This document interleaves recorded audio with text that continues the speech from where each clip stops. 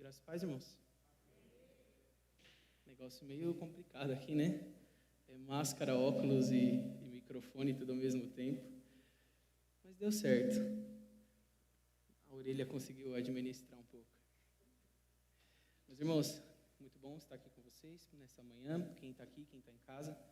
Nós vamos orar agora, falar com Deus, pedir orientação para que Ele possa nos dar a direção durante a palavra dEle. Amém? Feche os seus olhos, vamos falar com Deus. Pai, nós te damos graças, Senhor, nesta manhã, por tudo quanto o Senhor tem feito por nós. Nós somos agradecidos, Senhor, porque o Senhor tem cuidado das nossas vidas. O Senhor tem nos amado, salvado, Senhor, a cada dia. Mesmo, Pai, nós não merecendo nenhum tipo de amor, não merecendo nenhum tipo de graça ou de misericórdia, ainda assim o Senhor as derrama continuamente sobre nós. E nós glorificamos ao Teu nome, Senhor, porque o Senhor é bom, porque a Tua vontade, Senhor, ela é eterna em nossas vidas. Nós louvamos ao Teu nome por tudo quanto o Senhor tem feito em nós e através de nós. Essa é a nossa oração, com o perdão dos nossos pecados e pedindo a direção da Tua palavra nesta manhã, em nome de Jesus. Amém e amém. Amém, queridos? Todo mundo me ouvindo bem aí? Tá legal? Para mim aqui está dando um pouquinho de retorno. Melhorou agora um pouquinho. Show, obrigado. Meus irmãos, vamos abrir as nossas Bíblias no Evangelho de João, no capítulo 7.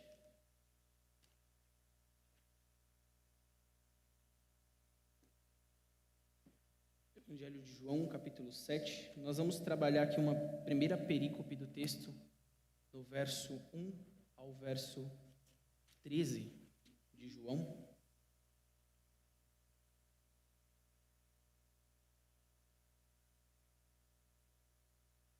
Para os irmãos que já sabem disso, eu sou seminarista e estou em período de aprendizado. E algumas vezes, né, os desafios que nos aparecem parecem até ser maiores do que a nossa capacidade. Esse texto, com certeza, foi um desafio para mim. É um texto que eu não achei tão simples de entender. Precisei estudar bastante. Minha esposa viu, passei quase o dia inteiro ontem estudando. E ainda assim, só dependo da graça de Deus para poder trazer essa mensagem para os irmãos. Mas eu louvo a Deus porque é Ele quem nos dá a sabedoria. É Ele quem nos dá a graça. Só um minutinho, irmãos, que a gente vai fazer uma troca aqui, que o ao vivo é assim.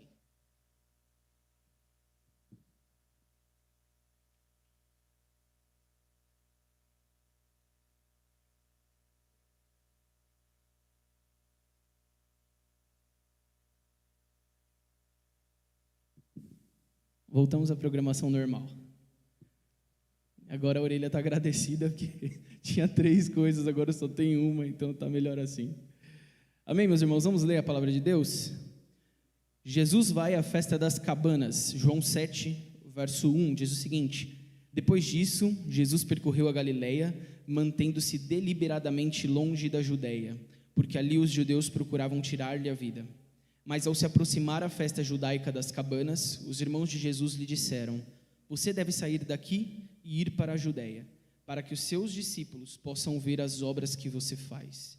Ninguém que deseja ser reconhecido publicamente age em segredo, visto que você está fazendo estas coisas, mostre-se ao mundo, pois nem os seus irmãos criam nele. Então Jesus lhes disse: Para mim ainda não chegou o tempo certo, para vocês qualquer tempo é certo.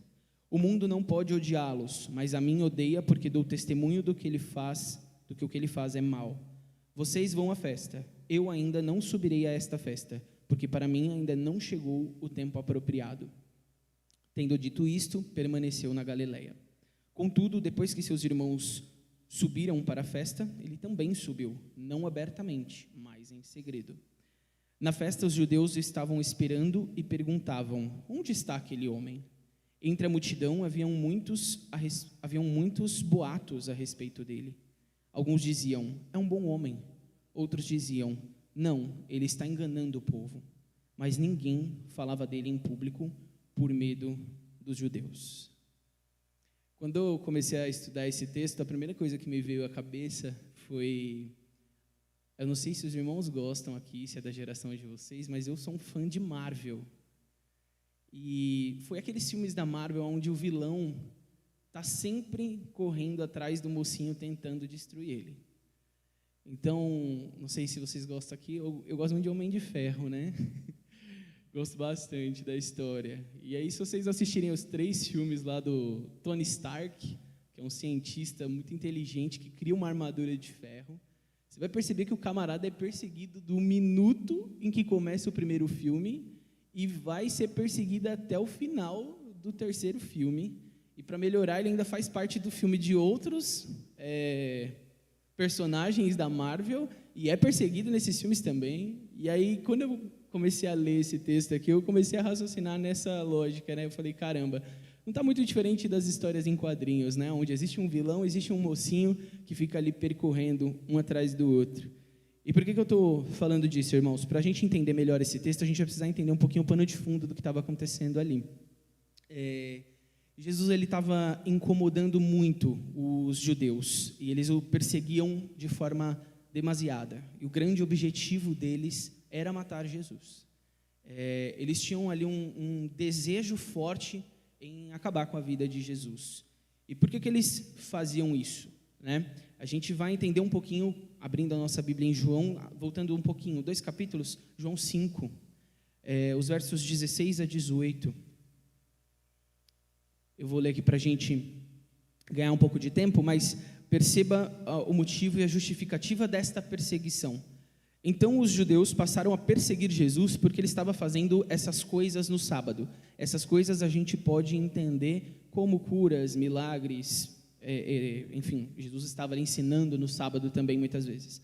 Disse-lhes Jesus: meu pai continua trabalhando até hoje e eu também estou trabalhando. Por essa razão os judeus mais ainda queriam matá-lo, pois não somente estava violando o sábado, mas também estava dizendo que era seu próprio pai, igualando-se a Deus. Então, os 2 principais motivos pelos quais esses judeus perseguiam a Jesus eram relacionados a Jesus fazer milagres e curas no sábado e Jesus se igualar a Deus, colocar que ele era Deus, né? Ele se colocar no mesmo patamar de Deus. Para aqueles judeus daquela época, isso era algo que não era de forma alguma permitido a ser feito. E quando a gente olha aqui também para a questão, né, de quem eram esses judeus, a gente vai começar a entender que aqui o texto não está se referindo exatamente a todos os judeus daquela época, mas especificamente às autoridades judaicas daquela época. Os fariseus, os saduceus, os essênios, eram líderes ali de alguma forma, dentro da sua escala, dentro da sua categoria, mas eram figuras que de alguma forma estavam ali preparadas para matar Jesus, sempre buscando uma forma de alvejá-lo. E isso a gente já começa entendendo que é muito por conta das quebras de paradigma que Jesus fazia, né? Então Jesus era alguém que curava no sábado, isso não era permitido dentro da lei judaica. Jesus era alguém que se colocava no mesmo patamar, né, de igual para igual com Deus, e eles viam isso como uma heresia, como algo que era chocante demais para os seus ouvidos. O Messias estava na frente deles, mas eles não o reconheciam, e por esse motivo eles queriam matar ele. Então esse é um pouco do que a gente tem para entender aqui desse texto, de uma forma bem geral. Essa era a situação que estava acontecendo ali, e aí a gente pode confirmar o que eu estou falando aqui no verso 1, que diz que depois dito isso, Jesus percorreu a Galileia, mantendo-se deliberadamente longe da Judeia, porque ali os judeus procuravam tirar-lhe a vida.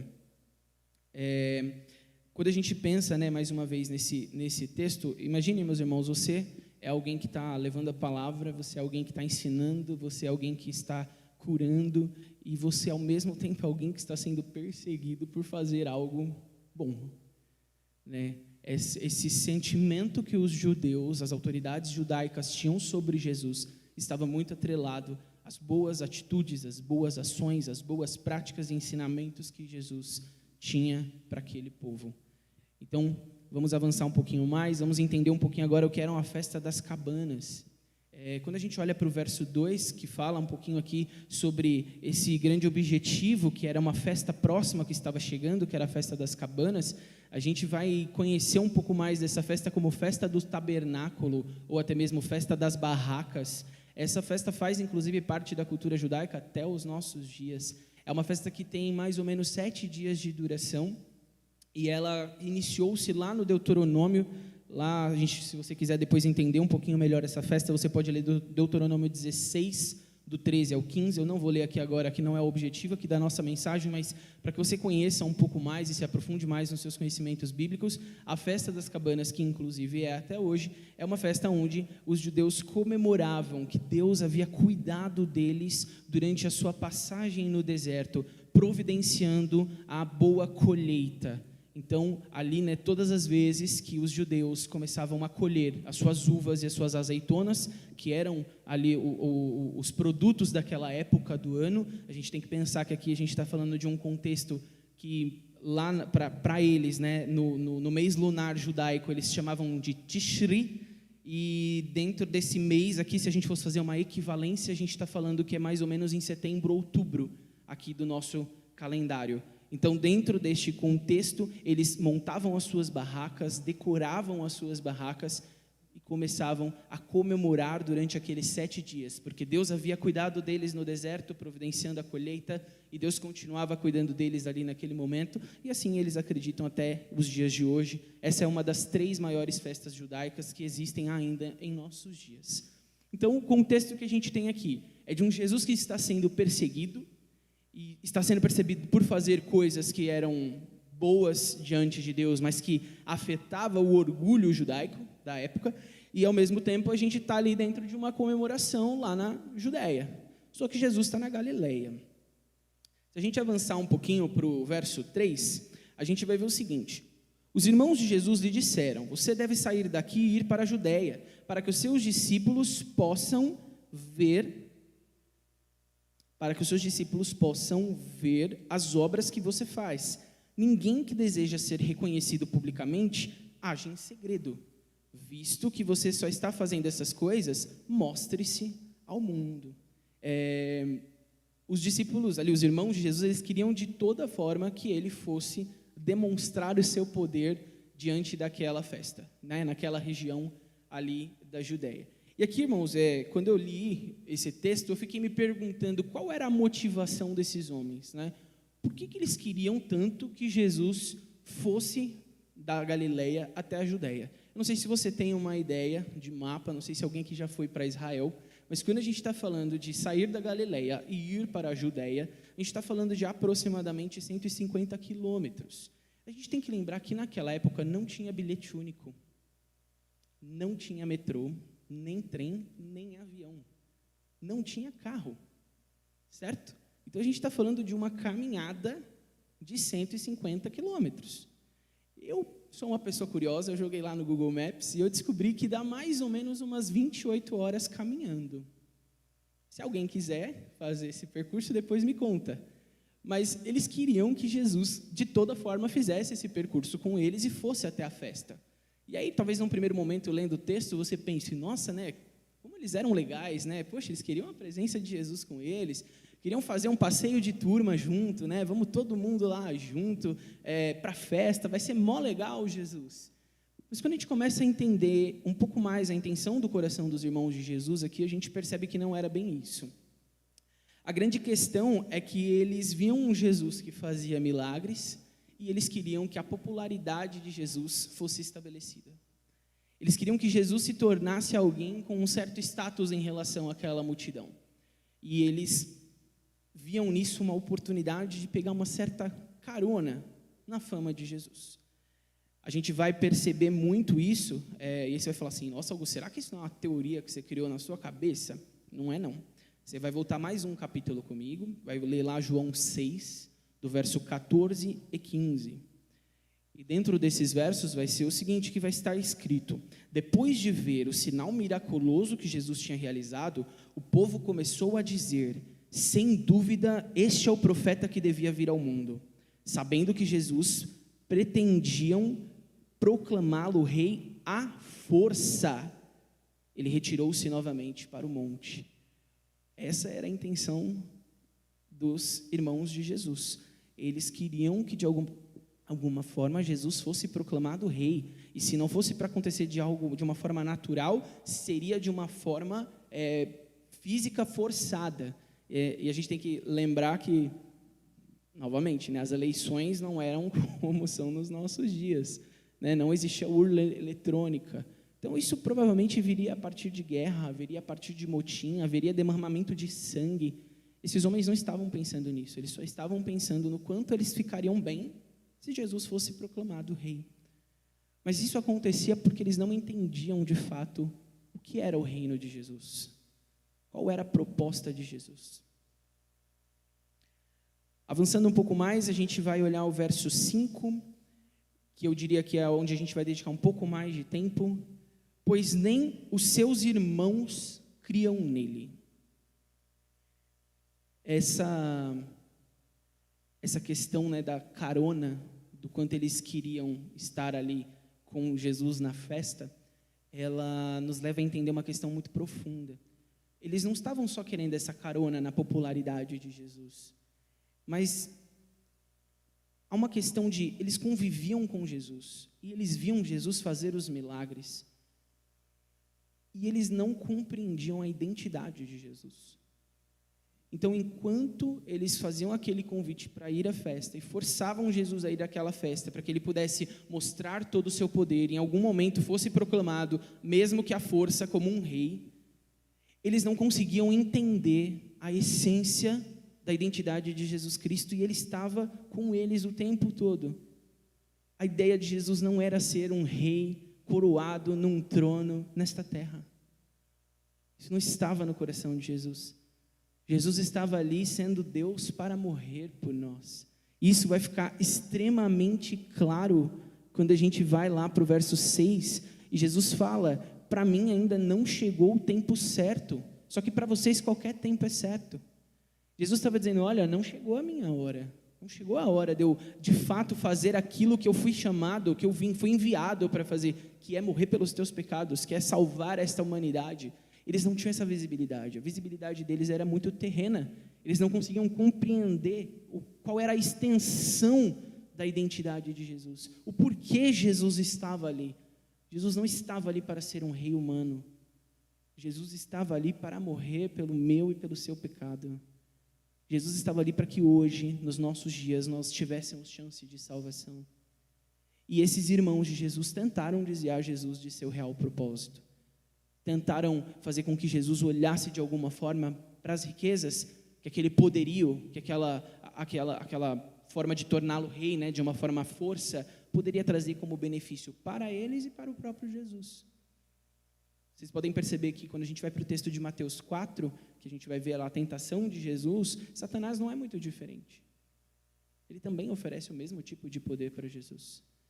Me parece, e aqui é uma opinião particular, que durante muitas vezes no texto bíblico, a gente percebe Jesus sendo incentivado, e aí vamos ler incentivado como tentado, incentivado a se corromper do seu real propósito, para que pudesse olhar numa visão mais terrena.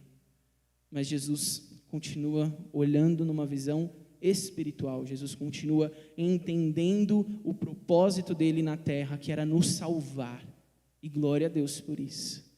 Se hoje nós temos chance de salvação, se hoje nós temos uma oportunidade de salvação, foi porque Cristo Jesus em momento algum se desviou do seu propósito, em momento algum ele olhou para o lado e pensou: olha, acho que eu seria um bom rei aqui nessa terra, acho que eu daria um bom líder, seria legal ter uma equipe aqui me servindo, seria bacana ter festas e banquetes.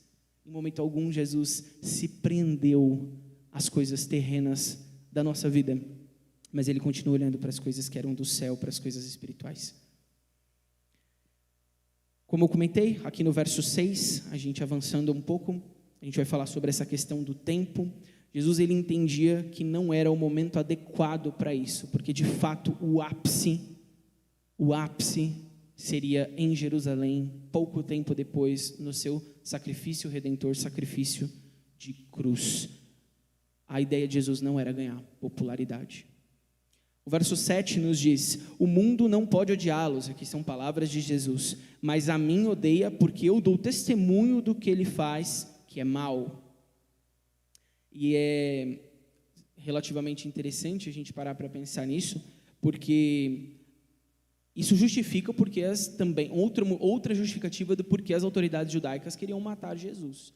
Jesus, nos seus discursos, ele não só curava, ele não só trazia uma relação dele para com Deus, mas ele condenava a maldade que havia no coração dos religiosos daquela época. Ele era alguém que olhava no seu olho, Toninho, e dizia a sua maldade. Ele sabia e conhecia a intenção do seu coração e sabia que essa intenção não era boa. E aí, a partir disso, Jesus colocava essa maldade diante daqueles homens, e isso os deixava cada vez mais e mais e mais enfurecidos e cada vez mais e mais desejosos de matá-lo. Avançando para os versos 8 e 9, a gente vai entrar aqui num pedaço em que a gente fica até um pouco confuso, porque Jesus fala para eles o seguinte: vocês vão à festa, eu ainda não vou, porque para mim o tempo apropriado não chegou. E tendo dito isto, ele permaneceu na Galileia. Contudo, verso 10, depois que os seus irmãos subiram para a festa, ele subiu também, mas não abertamente, porém em segredo. Ué, ele falou para os discípulos subirem para a festa, que ele não ia, e aí ele ficou mais um pouquinho e foi para a festa também? Por que Jesus faz isso? Essa foi uma pergunta que ficou na minha cabeça matutando durante bastante tempo após a leitura desse texto pela primeira vez. Por que Jesus, ele falou, olha, eu não vou, vão vocês. E aí os discípulos, os irmãos dele saem, e assim que eles saem, ele vai atrás. Só que eles não sabem que ele está indo. Por que Jesus fez isso em mistério? Por que Jesus fez isso em segredo? A questão aqui, irmãos, não é porque Jesus ele não planejava ir para a festa, né? Quando ele dizia, vocês vão e eu não é porque ele não iria à festa. O que Jesus estava fazendo era nos ensinando uma lição. Nos ensinando uma lição de que a nossa agenda, ela não pode ser controlada pela opinião dos ímpios. A nossa vida não pode ser pautada pela opinião e pelo conselho dos homens maus, como diz no Salmo capítulo 1. Né? Nós não podemos seguir, nos submeter ao conselho dos homens maus. Não devemos nos assentar na roda dos escarnecedores, daqueles que praticam a maldade. O que Jesus está dizendo não é o tempo de vocês que vai me fazer fugir do meu propósito. Deus não havia falado para que Jesus subisse até a Judeia. Jesus, naquele momento, respeita a vontade soberana de Deus. Ele diz, vocês podem ir, e eu vou permanecer. E aí quando Deus fala com ele, o texto não fala isso, mas isso é evidente. Quando Deus fala com ele, aí sim, ele se submete a ir até aquela festa. E quando eu digo que o texto não fala, eu estou dizendo que o texto não fala de forma aberta, mas quando nós compreendemos que Deus Pai, Filho e Espírito Santo são um só, a vontade deles é única, é soberana. Cristo não faria aquilo que Deus não queria que ele fizesse. A vontade de Deus era a vontade de Cristo. E naquele momento, ele disse para aqueles irmãos, podem ir e depois eu vou. E uma lição preciosa aqui para as nossas vidas em relação a esse trecho do texto, é que possivelmente eu e você, muitas vezes, não compreendamos qual é a boa, perfeita e agradável vontade de Deus para nós. E aí nós vemos um monte de conversa para lá e para cá, e a gente muitas vezes acaba indo nessas ondas, a gente acaba indo nesses conselhos que muitas vezes não são para nós, não são para a nossa vida, não fazem parte do propósito de Deus para nós, e nós acabamos indo nesta direção, ao invés de ouvir e entender e compreender qual é a vontade de Deus para nós. Jesus é de fato o nosso melhor exemplo, porque ele não se deixou ser vencido pela sua humanidade e quis ter um trono e foi aquela festa para mostrar todo o seu poder. Não, Jesus se coloca numa posição de filho obediente de Deus, que aguarda a orientação do Pai para que aí sim ele fosse aquela festa no momento certo, no momento oportuno. Avançando para os versos 12 e 13, meus irmãos, a gente vai encontrar o seguinte texto: entre a multidão haviam muitas haviam muitos boatos a respeito deles, e alguns diziam, ele é um bom homem, outros diziam, não, ele está enganando o povo, e ninguém falava dele em público por medo dos judeus. Aqui muda um pouquinho esse cenário dos judeus. Agora a gente já está falando da festa, né? O pessoal já chegou lá na festa, Jesus não chegou ainda, mas os irmãos dele já chegaram e começa um vucu-vucu. E aí, cadê o homem? Cadê o homem que a gente não viu o homem aqui até agora? Todo mundo ali numa ansiedade, eu diria até que num tom de irritação.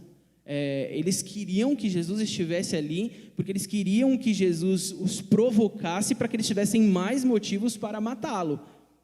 Mas ele não chega, cadê ele? E ali a gente vê um cenário de judeus um pouco diferente daquele cenário do começo. As autoridades judaicas estavam presentes ali, mas aqui o texto já diz que havia uma multidão. Então já não eram só esses judeus de autoridade judaica da época, mas a gente tinha judeus prosélitos, que eram judeus que acabaram de se converter. Nós tínhamos judeus da diáspora, que eram judeus que vinham de todos os cantos. Tinham galileus, tinham pessoas de outros povos. Era uma multidão de gente. E no meio dessa multidão haviam tanto pessoas que falavam, ele é um bom homem, quanto algumas pessoas que diziam, ele é um charlatão.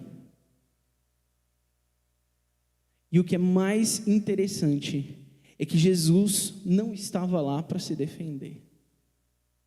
O texto também não fala, mas eu me perguntei e não tem resposta. Qual foi a postura dos irmãos de Jesus neste momento? Quando alguém pergunta para a gente acerca de Jesus na nossa vida, e isso acontece frequentemente, qual é a sua opinião sobre Jesus? O que você pensa sobre Jesus? O que você emite para as outras pessoas sobre Jesus? Quando ele fala, você vai naquela igreja lá todo final de semana, o que rola lá? Isso aí é charlatanismo, né? O pastor fica pedindo dinheiro, não é isso que acontece lá? Será que nossa resposta tem sido, eu vou lá porque Jesus é um bom homem, Jesus é alguém que morreu por mim, e que desde então eu não consigo viver fora da presença dele, porque tudo que eu preciso está na presença dele, tudo que eu preciso é estar aqui. Nós acabamos de cantar, para te adorar, ó Rei dos Reis, foi que eu nasci. O propósito das nossas vidas, o propósito do nosso nascimento é para declarar que Jesus é Deus, que Jesus nos salvou e que Jesus é bom. Foi para adorá-lo. E é isso que nós fazemos aqui. É isso que nós fazemos no nosso dia a dia, na nossa rotina. Então, quando eventualmente essas perguntas vierem até você, eu gostaria de te encorajar a não ser como os irmãos de Jesus que não emitiram uma resposta, mas ser alguém que diz, Jesus é um homem bom, Jesus Cristo mudou o meu viver, Jesus Cristo mudou a minha vida, sim, Ele é um homem bom. Irmãos, é papel do crente defender a Jesus, é sim. Nós somos pequenos cristos, nós somos alguém que foi criado à imagem e semelhança de Deus, nós somos aqueles que defendem o Evangelho, nós não somos aqueles que se silenciam mediante as provocações contrárias ao nome de Jesus. Então as pessoas estão deflagrando Jesus, as pessoas estão destruindo o nome de Jesus, e eu e você como cristãos nos ausentamos, nós nos calamos, ao invés de nós falarmos, não, Jesus é um homem bom, Jesus mudou a minha vida, Jesus me transformou, e muitas vezes nós nos omitimos, assim como esses irmãos. Pode ser que não seja na festa da cabana que te perguntem isso, pode ser que seja na festa de aniversário da tua família, pode ser que seja lá na sua faculdade, pode ser que seja no seu trabalho, mas se tem uma coisa que esse texto nos ensina, é que nós somos responsáveis pela reputação de Jesus, nós somos responsáveis por dizer que Jesus é um homem bom. No meio da multidão, os cristãos precisam ser mais uma voz, os cristãos precisam ser mais um daqueles povos que levanta a mão e que diz, não, ele não é um charlatão, ele é um homem bom. Eu gostaria de dividir algumas pequenas aplicações desse texto para as nossas vidas, e aí eu vou, dado o tempo que nós temos, vou me limitar ao verso 5, vou ler mais uma vez com os irmãos, pois nem os seus irmãos criam nele. E aqui esse crer, né, a gente pode entender como conhecer verdadeiramente. Não é que eles não criam que Jesus tinha poder né? Até porque eles estavam vendo os milagres de Jesus. Eles, inclusive, queriam usar isso como uma forma de se beneficiar. Mas, de alguma forma, eles não entendiam o íntimo, o profundo do ser de Jesus. E se você puder sair daqui nessa manhã com alguma coisa gravada na tua mente, no teu coração, eu gostaria de destacar 3 pontos de forma muito breve. O primeiro é que nós não devemos ser como os irmãos de Jesus, superficiais. Eles conviviam com Cristo, viam Cristo fazendo milagres, enfrentando as autoridades da época, quebrando paradigmas, mas eles não compreendiam de fato Cristo. Não seja, querido irmão, essa pessoa superficial, rasa. Não seja raso. Não seja alguém que entende a palavra de Deus como a abertura da Bíblia no Salmo 91, lá tomando pó na sua casa. Não seja raso. Conheça a Jesus verdadeiramente. Creia em Jesus verdadeiramente. Seja alguém que quer profundidade com Jesus. Aqueles que não gostam muito de água, de mar, que me desculpem, mas não tem nada mais gostoso do que ir à praia e mergulhar o corpo todo. É nesse momento que você fala, estou de férias, finalmente. Molhei tudo, molhei o cabelo, agora eu estou de férias. Deixei o trabalho para trás, deixei minhas preocupações para trás. Agora eu estou legal. Seja profundo no seu relacionamento com Jesus. Não trate Jesus com superficialidade, como se ele fosse só mais uma coisa que tem aí na sua vida. Mais hoje é dia de ir para a igreja. Eu vou, né, porque tem que ir. Será que hoje, durante este culto, teve algum momento em que você teve uma conexão real com Jesus? Onde de fato você sentiu Jesus aqui falando com você? Onde você conseguiu entrar na profundidade de Jesus e falar, Senhor, mergulhei. E aí, irmãos, eu vou falar, para mim, foi na hora daquela música. Para te adorar foi que eu nasci. Ali eu falei, opa, tudo a ver com o que eu vou falar hoje. Porque esse é o propósito da minha vida, mergulhar em Jesus, conhecer Jesus. Acreditar em Jesus e contar para todo mundo quem é Jesus. Uma outra coisa que eu acho que esse texto nos ensina, aqui no verso 5 especialmente, é a questão da religiosidade, né? A gente vê ali aqueles irmãos que viviam ali com Jesus, mas como uma forma de ritual. Então assim, Jesus vai curar. Jesus vai pregar, vamos sentar, vamos ouvir, né? Eu vou vir à igreja hoje, bacana, legal, né? Tem que dar o dízimo, show. Sabe aquela listinha que a gente vai checando? Check, fiz. Mas no fim não significa nada. No fim era só uma listinha de coisas para fazer. Não deixe que o seu relacionamento com Jesus seja isso. Um relacionamento religioso, que apenas cumpre regras, que apenas diz, beleza, fui à igreja, dei o dízimo, falei para os meus filhos que eles tinham que ler a Bíblia antes de dormir, fiz a minha oração antes de dormir, porque não pode faltar, né? O crente não pode deixar de orar antes de dormir. Algumas coisinhas que a gente coloca na nossa lista. Relacionamento bom é aquele relacionamento que é o tempo inteiro. O relacionamento que a qualquer momento você pode falar o que você quiser. E você pode ouvir também, porque relacionamento é falar e ouvir.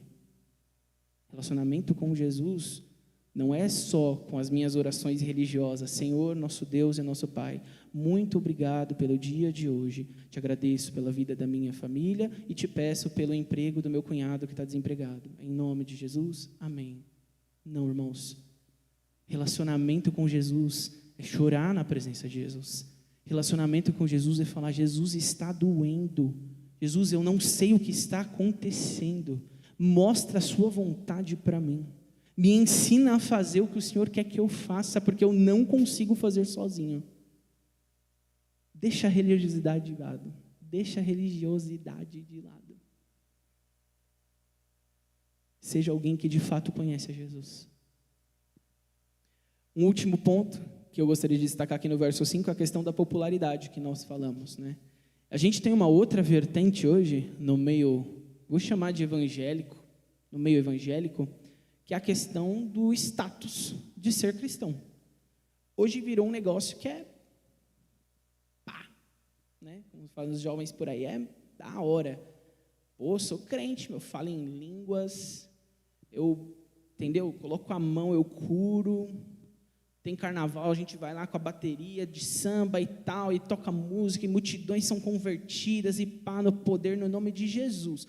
Mas muitas vezes nessa fala, a realidade por detrás não é o nome de Jesus, mas sim o quanto eu sou importante por fazer algo para Jesus, porque Jesus precisa muito de mim. Jesus precisa muito que eu cante aqui na igreja. Porque se eu não cantar na igreja, a popularidade de Jesus vai ser afetada. É como se eu fosse um protagonista dentro da igreja, dentro do mundo lá fora, e Jesus só pudesse fazer as coisas através de mim. Eu sou um superstar gospel, eu sou alguém que eu falo e as pessoas são curadas. Eu canto e as pessoas são transformadas. E eu não estou dizendo, irmãos, que isso não pode acontecer, claro que pode. Mas isso tem que ser de fato no nome de Jesus. Isso tem que ser de fato dentro de um conhecimento verdadeiro de quem é Jesus, e não para a glória própria. Então, se hoje você tem feito alguma coisa para a sua própria glória, repense nisso. Não pegue carona na popularidade de Jesus. Jesus não estava nem um pouco preocupado em ser popular. Não estava. O texto deixa isso extremamente claro. Jesus tinha um propósito. Você tem um propósito? Se você tem um propósito, cumpra o propósito de Deus na sua vida. Faça aquilo que o Senhor deseja que você faça. Mas não se vanglorie por aquilo que o Senhor te chamou para fazer, porque a obra é dele. Você é só um instrumento. Não é o popstar. Não é a última bolacha do pacote. Você é só um instrumento que Deus deseja usar. Meus irmãos, espero que essa palavra tenha ficado marcada nos seus corações e que vocês, juntamente comigo, nós possamos compreender que tinha gente que convivia com Jesus do lado dele e não estava entendendo nada. Os irmãos de Jesus aqui, depois, você vai estudar um pouquinho mais, você vai ver que lá na frente eles vão ter um encontro com Jesus, eles vão realmente compreender Jesus, de forma mais completa. Mas naquele momento, eles eram irmãos de Jesus, irmãos de sangue, tá? Irmãos de sangue. Aqui a gente tem pelo menos 4 irmãos de Jesus aí que dá para identificar na Bíblia. Eram irmãos de sangue, que viviam com ele. Todos mais novos, provavelmente, mas que não entendiam, achavam legal. Legal esse negócio aí de Jesus. Bacana, que ele faz uns milagres, né? Vamos aproveitar isso aí para a gente se promover. Que a gente possa pensar um pouco diferente. Que a gente possa pensar, que oportunidade incrível eu tenho de conhecer a Jesus verdadeiramente, de saber todo o poder que ele tem, de saber que tem gente que está perseguindo ele. Igualzinho no filme que eu falei, tem 1, 2, 3 filmes e o cara está sempre sendo perseguido. Se você ler a palavra de Deus, você vai ver aqui que a perseguição com Jesus não parou nem mesmo quando ele morreu. Ele continua a ser perseguido até hoje. Cabe a nós defender a imagem de Jesus. Cabe a nós ter orgulho de sermos cristãos. E aqui é um orgulho santo, é um orgulho, é uma coisa boa. Quando alguém pergunta para você da tua fé, o que é que você responde? É só mais uma resposta na sua vida? Ou é de fato algo que é a principal resposta da tua vida? Antes de ser filho dos meus pais, antes de ser marido da minha esposa, antes de ser membro desta igreja, eu sou de Jesus. Antes de qualquer uma dessas coisas. Todas essas coisas são muito importantes, todas. Mas nenhuma delas me define como ser amado de Jesus. Nenhuma delas me levará para a eternidade. Nenhuma delas trará paz e alegria completa ao meu coração, a não ser Jesus. Então, nesta manhã, querido, conheça Jesus verdadeiramente, se aprofunde no amor de Jesus, viva uma vida intensa com Jesus, sente à mesa com Jesus, convide Jesus para a festa, coloque Jesus na sua vida 24 horas, que Ele não seja convidado apenas quando te convém, mas que Ele possa fazer parte da sua vida o tempo todo.